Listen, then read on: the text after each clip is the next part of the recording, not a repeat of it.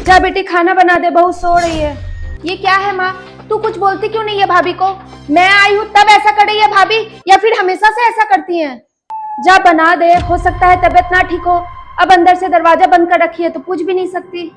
ठीक है बना देती हूँ अभी तो मैं, लेकिन जब खाने आएंगी ना तब पूछूंगी मैं उनसे। नंदे आके ससुराल से खाना बनाएंगी, सो रही है महारानी।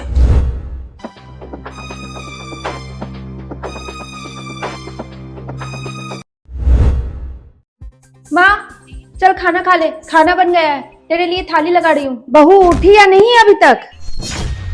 अब तो उठेंगी ही ना, खाना जो बन गया है।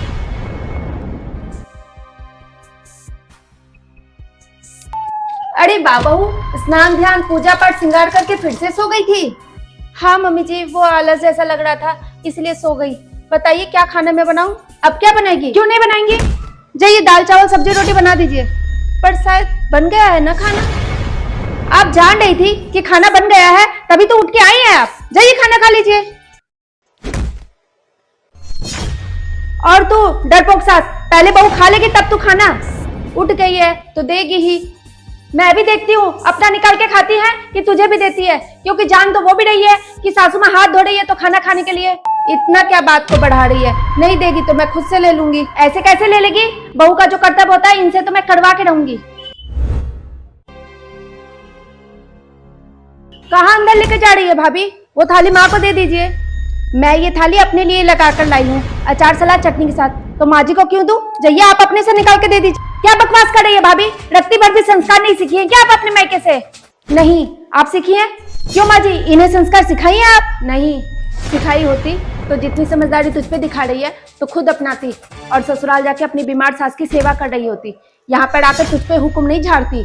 तू एक दिन खाना नहीं बनाई तो ये तुझे बड़ी बड़ी बातें कह रही है। ये समझदारी तू क्यों नहीं अपनाती बेटी? तो आप दोनों की मिली भगत है ये? हाँ, क्योंकि बहू आज ऐसा की है और तू जब से आई है तब से ऐसे ही करती आई है। बस करिए माँ जी कि इतना भी मत समझिए कि मायका ही छोड़ दे। ये लीजिए। तो छोड़ दे, कोई दिक्कत नहीं है। जो बेटियां मायके से लगाव नहीं रखती ना, उसका घर परिवार बहुत अच्छे से चलता है। चला लूंगी अब मैं, इतना मत सुना। बोझ बन गई थी तो सीधे सीधे बता देती, इतना घुमा फिरा के बताने की क्या जरूरत थी? घुमा फिरा के समझाना जरूरी था क्योंकि दामाद जी का आदेश था। क्या? हाँ लेने आ रहे हैं आपको नंदोई जी, अच्छे से रहिएगा ससुराल में। हाँ रहना ही पड़ेगा क्योंकि मायके में तो माँ आराम से रहने नहीं देंगी। जा रही हूँ, पैकिंग कर लेती हूँ अपनी। लगता है माँ जी समझ गई हैं। समझेंगी नहीं तो जाएगी कहाँ? जा तू भी खा ले और उसे भी खिला दे। कभी कभी माँ को भी बच्चों को सही रास्ते पे लाने के लिए गलत रास्ता अपनाना पड़ता है। क्या माँ ने एक बेटी के साथ जो किया वो सही था? कमेंट बॉक्स में ज़रूर बताएं।